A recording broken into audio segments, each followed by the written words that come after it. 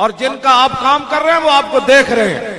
کبھی بھی وہاں جب وہ بالکل قریب آ گئے تو میں کنٹینر پر پیشوا اہل سنت ایسے ہی بیٹھے ہوئے تھے، میں ساتھ، میں زبان سے تو تاجدار ختم نبوت اور لبیک کے نعرے لگا رہا تھا، لیکن میرا دل عرض کر رہا تھا یا رسول اللہ آپ دیکھ رہے ہیں اگر آج ہمیں انہوں نے مار دیا نا تو پھر لوگ تانے بڑے دیں گے، وہ کدھر گئے کہتے تھے فرشتے آئیں گے، وہ کدھر گئے کہتے تھے غائبانہ مدد آئے گی، وہ کدھر گئے شیخ الحدیث، وہ کدھر گئے پیشوائے اہل سنت، وہ کدھر گئے سید سارے، وہ حافظ قاری، وہ دعوے لاہور سے دعوے کرنے لگے. میں نے کہا حضور ہم تو شہید ہو جائیں گے لیکن لوگ تانے بڑے دیں گے، حضور مدد فرمائیے. میرا دل یہ کہہ رہا تھا، میری توجہ ادھر تھی دل سے، حضور مدد ضرور فرمائیے، دنیا تانے دے گی. پھر دنیا نے دیکھا کہ مدد کیسے آئی. واللہ وہ سن لیں گے، فریاد کو پہنچیں گے. اتنا بھی تو ہو آہ جو کرے کوئی دل سے.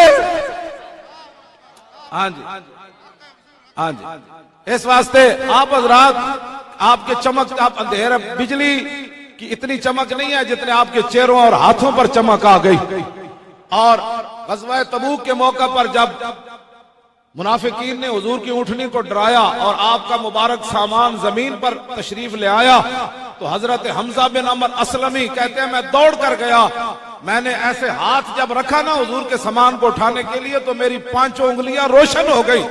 بتاؤ حضور کا سامان اٹھانے کے لیے صحابی ہاتھ زمین پر رکھے تو اس کی 5 انگلیاں روشن ہو جائے، اور جو حضور کے غلام حضور کو دین کو تخت پر لانے کے لیے زبان سے نعرہ لگائیں، اپنے ہاتھ ایسے کریں، سینہ ایسے کریں، چہرہ ایسے کریں تو ان کا روشن نہیں ہوگا.